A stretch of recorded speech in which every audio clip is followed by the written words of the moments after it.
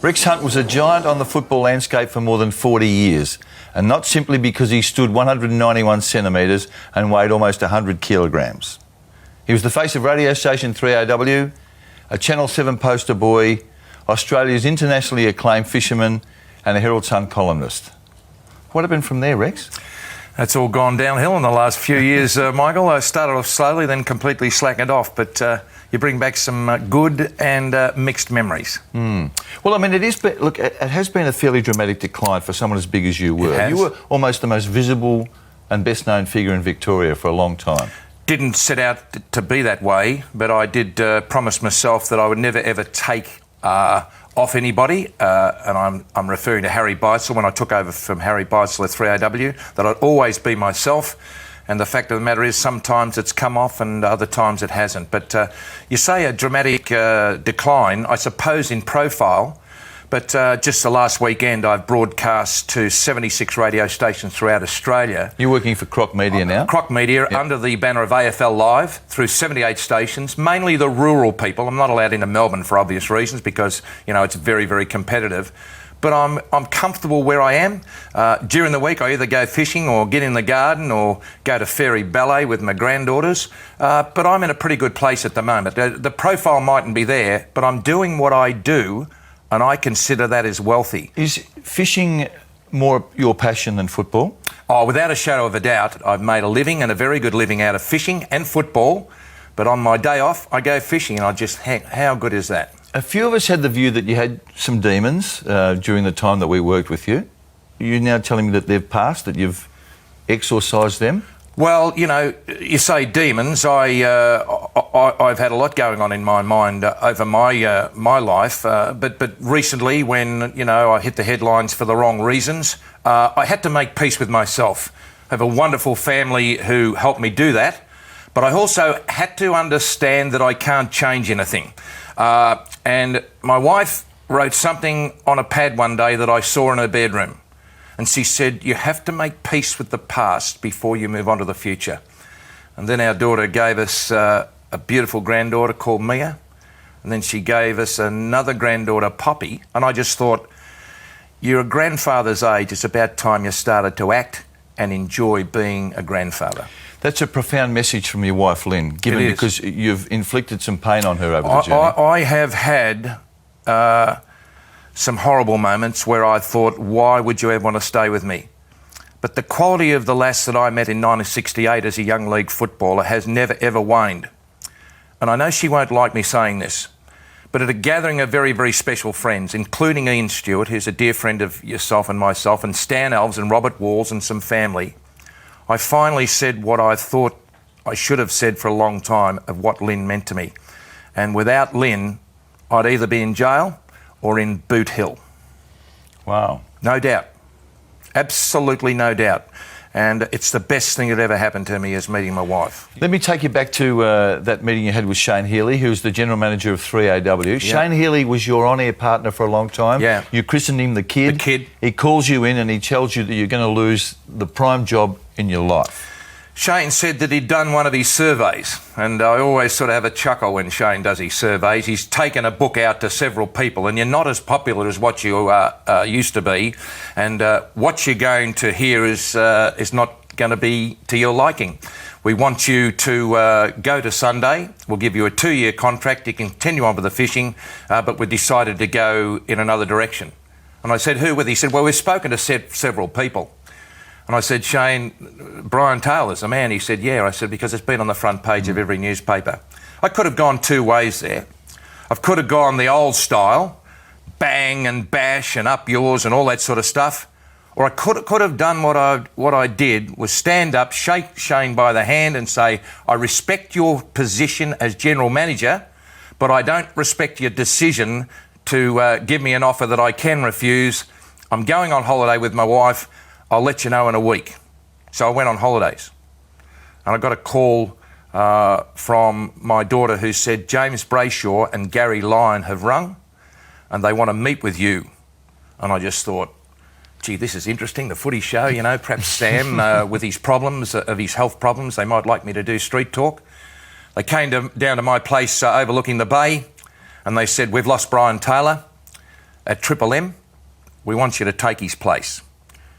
Now, after I picked myself up off the floor, I just thought to myself, it just can't work. I can't work with an organisation who I hated for so many years, because Eddie Maguire started off Triple M, and then he came and poached my greatest asset in John Noel William Newman, Sam Newman. So why would I go and work for him? Have a think about it. Well, I've thought about it. Yeah, I'll have a go. Some of us had the view it was a mistake, though, that you were an entrenched 3AW person, that you were hurt and wounded by the decision to remove you from Saturdays, and then you went almost in a huff. Is that unfair? No, not at all. I was cool, I was calm, I was calculated. But what I wasn't prepared for was being a very second or third string. And what I wasn't prepared for was that I had to change my style. Is that James Brayshaw, a fantastic man and a fantastic caller, was the man. It's a boys' club. I'm a grandfather. Sit in the corner like Dennis Cometti's doing at the moment and just call. And several times I was called in by saying, look, we just don't know about the worm burner and the yibbity-yibber and the, higher than Joe Cocker. That sort of, just call the footy straight. And I went home to Lynn and say, how'd you go and did you enjoy it today? I said, no. Do you think that you got ahead of yourself a bit? Without a shadow of a doubt. Because when so many people tell you how good you are and you pick up every newspaper and you go to Europe and people are saying yabba dabba do, and I say it's yibbity yibbity you idiot and that sort of thing, of course you do. If you keep on, patting a dog, you'll come back for more, you know what I mean? But, every now and again it's nice to be pulled back a notch, and in my case I was pulled back 3 or 4 notches. The thing that I have the most pride in is that I'm still here, and despite the knocks, you keep going. OK, let's talk some footy. Oh, good. You were. I'm not sure people know what a good footballer you were. 202 AFL games, 3 grand finals, 2 premierships. Exactly. You're fond of that? I mean, you don't talk about it much. No, I don't, because I'm always in the presence of people who make me look like a minnow, and I don't do that deliberately. But I am proud of it, particularly in the latter years when I go to the reunions at Richmond and we get up there on the Thursday before the grand final and every player speaks. And Dick Clay 2 years ago said something about 1973 grand final, we're in a bit of trouble, and the ball went down, Walls kicked it forward, and Rex, I can still see you leaving your man and coming over the top of Nichols and Jesaulenko and punching the ball, and the ball going to Bartlett, who kicked it to Royce in a goal. And Rex, I'm proud that you are a member of this side. And I went home and I said to Lynn, you give me $1 million tonight, because that is just a wonderful, wonderful accolade. Fascinated with 74. Yeah. You're a 2-time premiership player at Richmond. You played the first 7 games. I did. Richmond win 5 of them. You end up at Geelong that season and finish equal 5th in the Brownlow medal. Yeah, I did. Tied with a couple of blokes called Matthews and Burke. What happened that year? I just got sick of being a special parts man at Richmond. I was either on the bench, in the back pocket, centre half forward, the ruck, and I look back now and say, well, that's pretty good, because I'd get 4 or 5 shots where the centre half forward would only get 1. We had a bloke called Royce Hart who was just ahead of his time, and when Royce was injured, I went on and took his place, and when Royce came back, I came down. I'd had some discussions with Alan Swab, and Alan Swab confided in me that said, Tommy reckons that I'm coming to the end of it, and at 25. Yeah, Tommy wouldn't mind letting me go. Gareth Andrews was actually training at the Richmond football ground because he was a real estate agent apprentice in Bridge Road. And playing at Geelong. Never played in a premiership, played in a couple of finals, 67 first semi and 69 first semi, where we absolutely thrashed them. And the swap was done under the Laverton bypass on a Wednesday night. Gareth ran out with Richmond the next week. I ran out with Geelong the next week. You were an outstanding mark by anyone's standards. I know one game at, I think, Vic Park. Yeah. You took 20-odd marks. 20. Oh, well, I don't remember, but it was 21. And I remember the day as if it was yesterday, because Polly Farmer said, you don't remember many of your games, but you remember the ones that you really excel in. You were a cult hero in the VFA, weren't you? You genuinely were. People would go to watch, as they did with Bob Johnson, to go on the hill at Sandy and watch you play. Well, I don't know about a cult hero, but the television was on, the live television, and I can remember the people following me from one end of the ground to the other. And I like to think that I was good for Sandringham and Sandringham was good for me. The 2 best centre-half forwards in my time on the planet, you mentioned one before, Royce Hart played for Richmond, and Wayne Carey. Oh. Now, you played with one and you've covered probably 150 games of the other bloke. Yeah. Would you be prepared to pick between them? Yeah, Wayne Carey. I thought he was the more complete player than Royce. In those particular days, it's absolutely folklore. I know Tommy Hayfield will be watching this and have a bit of a laugh. Get the ball, kick it long to Royce and get out of his way. But Carey, to me, if anybody who ever wants to be a commentator wants to know what commentary heaven is, it's to call a bloke like that says, this is how it's done, I'm the captain, I'm the greatest player of my era, because I can remember saying, here come the Kangaroos and the king is leading them to victory. And it was just fantastic. You talk about commentary heaven. I would have thought it might have been calling a bloke called Yablet. Goodness gracious me. Down at Geelong, people say, where does the Yablet come from? It comes from the Mentone theatre in black and white days in the movies, where Abbott and Costello flying upside down in a tiger moth. And Costello saying to Abbott, Abbott! So I decided to give it a go. You changed commentary, didn't you? You did make it theatre. I did, but I also made it fun, and it was a risk. But as Ron Barassi said to me before a state game once, to take no risk is the greatest risk of all. It was just fantastic out of the centre where Stoneham would get the ball to Bairstow. Bairstow over the top. Here comes Buse. Buse goes out, Yablet! And the crowd would go around. It was just absolutely fantastic. And I think it's a privilege to have called that man. I'll never forget the 1989 grand final. You wish you were still doing it, don't you? Yeah, I do, because I love it. You know, I love fishing and I love football. And I didn't love being a policeman, and that's why I got out. I think if you can combine your love of life and the things that you love doing and make a living out of it, I hope I'm an inspiration to other people who are in some sort of cocoon because their parents want them to be an accountant, or someone else wants to be a ballet dancer and they say, oh, you know, it might be not well thought of. Masters Apprentices, Michael, do you remember the great band? Mm-hmm. Glenn Wheatley was a member of that band, Johnny Farnham's manager. Their greatest hit? Do what you want to do, be what you want to be, yeah. And look, I know that some people despise me, some people even worse than that, but I hope out there that I've given a lot of enjoyment, but more importantly, that people respect that I've done it my way. You can either switch on or switch off, it's your decision. After the break, pranks, indiscretions, scandals. Can we talk pranks, indiscretions, scandals? Oh, if you want to. You knew I'd get to this. All right. And there was a period not so long ago, in the period, say, 2004 to perhaps 2007 or 8, where it seemed like you were almost looking for trouble. No, well, I certainly wasn't looking for trouble. Well, the Byron Bay incident... Well, the Byron Bay incident has... we've told our side of the story. Yeah, When I say side of the story, we've told the truth. The fact of the matter is that there was a group of 16-year-olds who didn't know who I was, who treated us like absolute garbage. And I know it's wrong now, but I shouldn't have fought back. I should have let them belt the living suitcase out of me. No, I'm not sure. I'm not sitting judgment on you here. No, I'm not. I'm talking about the forks on the Qantas flight. Yeah, and I did that because I spent 20 minutes undressing at the security area, walked into the Qantas Club, and there were forks in the Qantas Club for the hot dogs. Now, that was a time where they would take everything off you. A biro, a penknife, a pair of scissors. I tried to highlight on that flight how easy it would be to get onto a flight and take a hostage and go to the front of the plane. OK. The racist overtones in the comment about Leon Davis, was that innocent or not? Totally innocent. Those people who follow me would know that my dog, Mister, and my dog even now, Ralph, is an important part. And building up over the top of the stand, the clouds are as black as a dog's guts. This was a night game where one of the lights had blown and it was a dark area, and Clinton Grievous was calling with me. And black as a dog's guts came in the same sentence as Leon Davis. I didn't know anything about it until the following Monday evening when I had 16 missed calls because someone had rung SEN and said, how can this racist get away with it? No one knew about it. That's how innocent it was. And you know what? Then Leon came out and said, I don't accept his decision.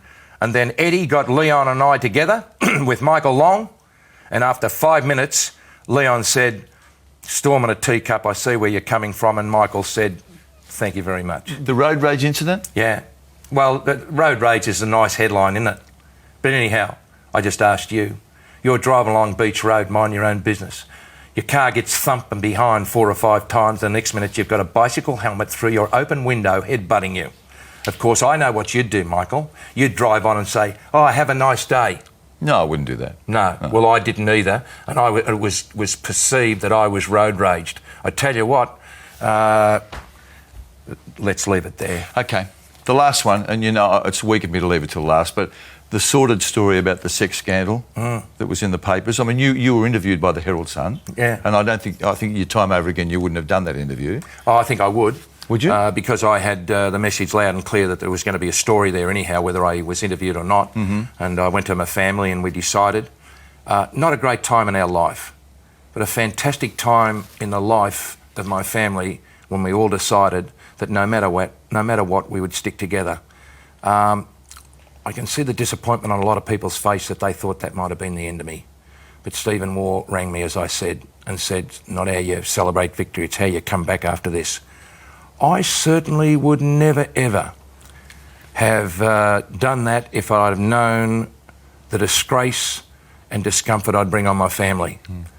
But then to have my wife stand in front of national and international television and give her love and support to me, I'll never forget it, and I owe that to her for the rest of her life. She's been an amazingly loyal person to you. I mean, I know she sort of tried to pour oil over troubled waters at different times, but she's always been by your side, hasn't she? And she hasn't had it easy. No, I know. And she's talked publicly about bipolar. She's lost members of her family to the same problem. My wife, if ever Australia went to war, I want my wife in charge because no matter what, you just can't kill her. She's so dear to me, and we've now got the best part of our life together with 2 beautiful grandchildren. So, and I don't mean to labour this point, but I do know of your love for Lynn, but you've heard her, haven't you? I think I'd almost mortally wounded her because a broken heart is the hardest thing to mend. All I can do now is tell her that was then and this is now, and till death do us parts means just that. How do you want to be remembered, Rex?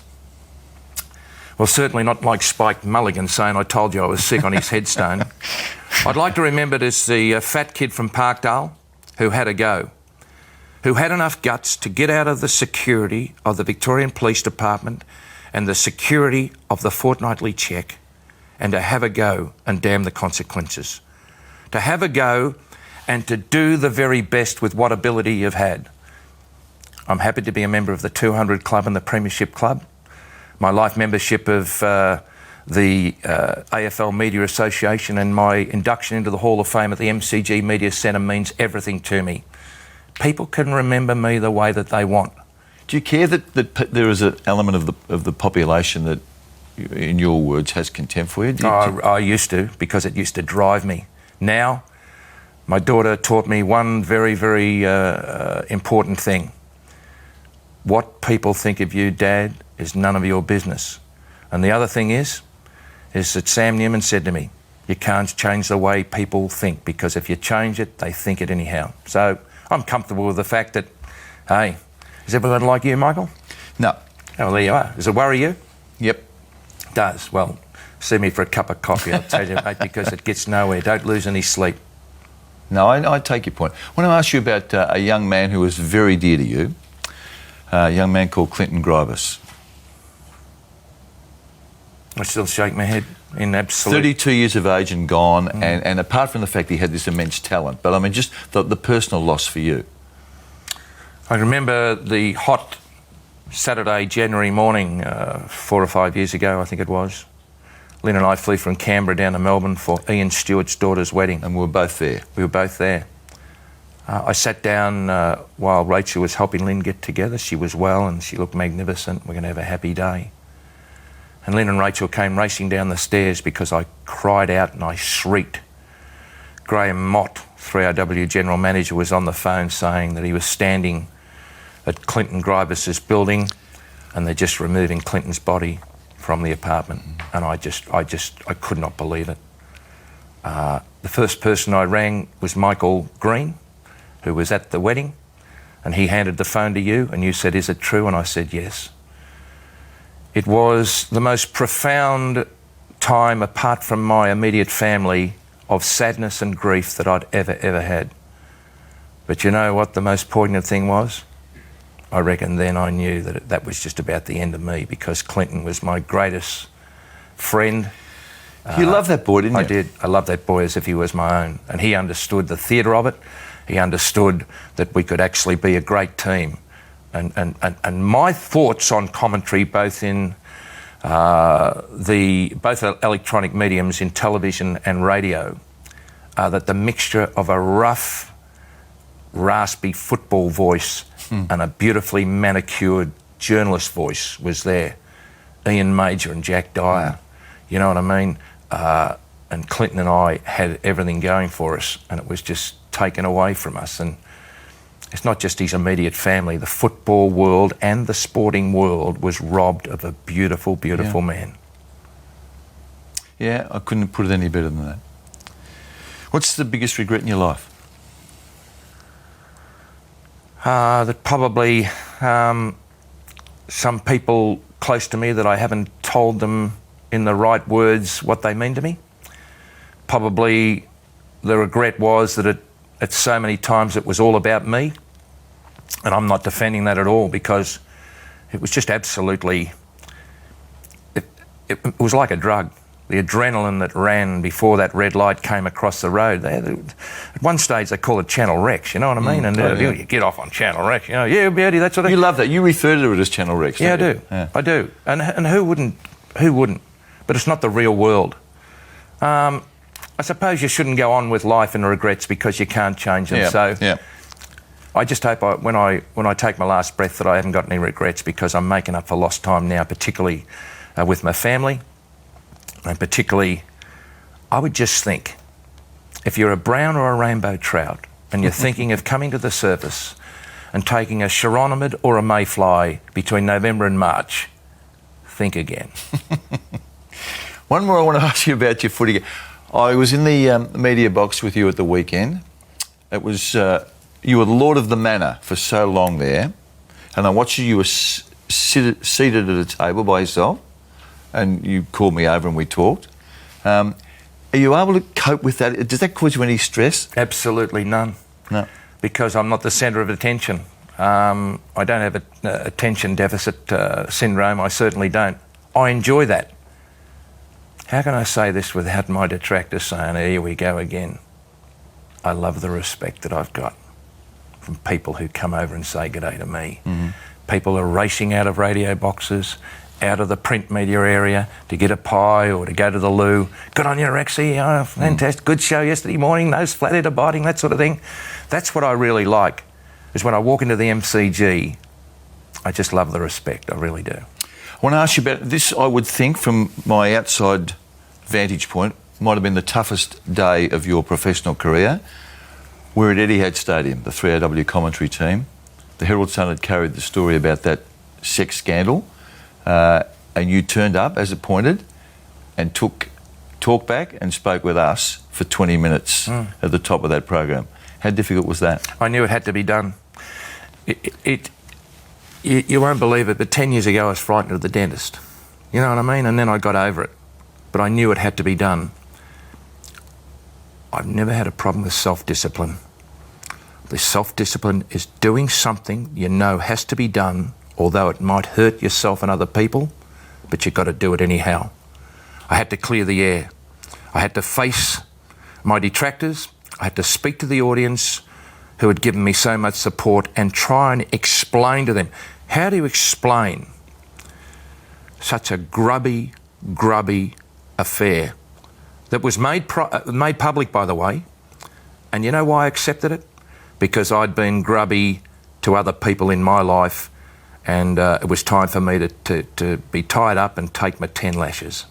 And it had to be done, but it cut me to the bone.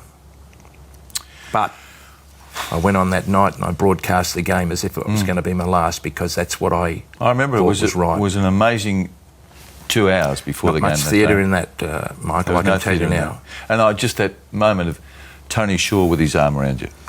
Yeah, I've had some wonderful moments with people like that. You know, the phone ringing and it might be Ron Barassi or Tony Shaw or Graham Bond. I think you wrote about a moment that I'll take to my grave. Robert Walls is now in a fantastic, happy relationship with his partner Julie. His last year in football will be this year. He lost Aaron, who was just, he got up, you were at the funeral, he said, I've lost the love of my life. And he came to the football 2 days after that, and you saw me take some chocolatier scorched almonds into the Channel 10 commentary, and he placed his arm around me, and I placed my arm around him, and he actually dragged me forward like two men who love each other and respect each other. And I walked out of there, and I just thought, just fantastic. So that was, but they're great moments. This isn't supposed to be this hard, I must say. No. I was going to be trivial and say yibbity yibbida, that's all, folks, but it's more serious than that. I mean, I admire your honesty. No, but Jerry Lewis once said being funny is a serious business, but I don't look at myself as a Jerry Lewis or a comedian, that sort of thing. What I look at is someone who came from nothing and apart from a short period of time didn't get ahead of himself. I dedicate myself now to helping people less fortunate than myself, and particularly helping kids into fishing, because I know and I've seen the product of troubled children getting into fishing, becoming responsible citizens, and it's a great passion of mine. You've been a massive figure in football, there's no doubt about that, and your contribution to the media has been acknowledged. As I said, I'm in awe of your honesty about what we've talked about today. Good luck. Well, thank you, Mike. It's absolutely been a pleasure. And I just want to say one thing before I go. When I haven't been travelling that well, you've been there, and I'll never ever forget it. So thank you. Thank you, Rex. This has been a Fox Footy production for Fox Sports.